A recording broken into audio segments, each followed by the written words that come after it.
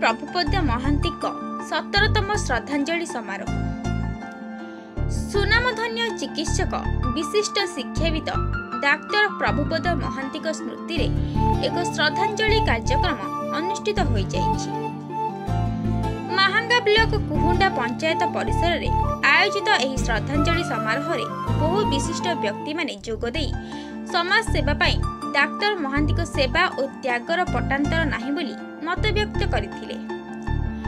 कोटपदा बजार ठारू कुहुंडा पंचायत पर्यंत एक पटुआर रे स्थानीय अंचलर बहु बुद्धिजीवी जनप्रतिनिधि शुभेच्छु माने पहुंचबा परे सेठरे निर्मित डाक्टर महांती आबक्ष प्रतिमूर्ति रे पुष्पार्घ्य अर्पण करबा सहित पूजार्चना कराजिबा देखिबाकू मिलिथिला।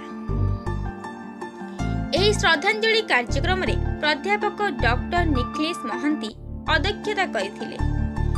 वरिष्ठ सांबादिक अखिलेश महांती, इंजीनियर निरंजन राउत, अध्यापिका ज्योतिर्मयी महांती, पूर्वतन सरपंच हेमंत प्रधान, शिखिलेश महांती, रवींद्र पृष्टि, गणेश बिहारी, देवपद महांती, दुर्गा माधव महांती, ममता महांती, श्रद्धांजलि महांती प्रमुख स्वर्गत महांती आदर्श रे अनुप्राणित हेबाकू आह्वान देथिले। समाजसेवी रामचंद्र महापात्र, शिक्षाविद अलेक्चंद्र दास, सृष्टि शिक्षा महांती, इंजीनियर गौरव महांती, इंजीनियर अंकित अनुराग महांती, नैवेद्य निर्झर महांती, प्रताप महांती, श्रुति सुलग्ना महांती, परमानंद महांती, भाग्यधर महांती, सुजय बेहेरा, कार्तिक बिहारी, सुभाष राउत, रमाकांत पंडा प्रमुख डाक्टर महांती स्मृति रे श्रद्धांजलि अर्पण करथिले।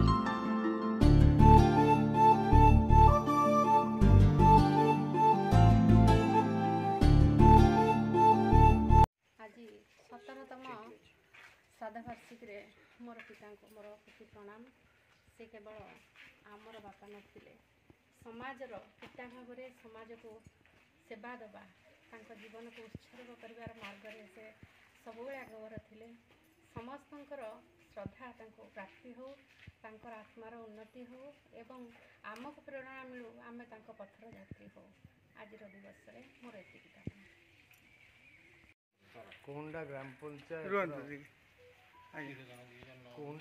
पंचायत प्रतिष्ठाता स्वर्गत डाक्टर प्रभुपद महांती आज 17तम श्राद्धवार्षिकी पालन उत्सव। यही पंचायत ऑफिस जो ऑफिस तांकर एक कृति कुहुंडा पंचायतर सर्वांगीन उन्नति करने जहाँकर स्वप्न थिला एवं ताहा साकार होईची एवं जे जड़े सुनामधन्य चिकित्सक बिना पैसा जी रोगींकर सेवा करती सही सेवा करुथिबा डाक्तरंकर आमर परम पूज्य पितांकर आज श्राद्ध दिवस उपलक्षे आमे तांको गभीर श्रद्धांजलि श्रद्धासुमन अर्पण करुचु। समग्र ग्रामवासी तरफ तांको आमे श्रद्धासुमन ज्ञापन करुचु।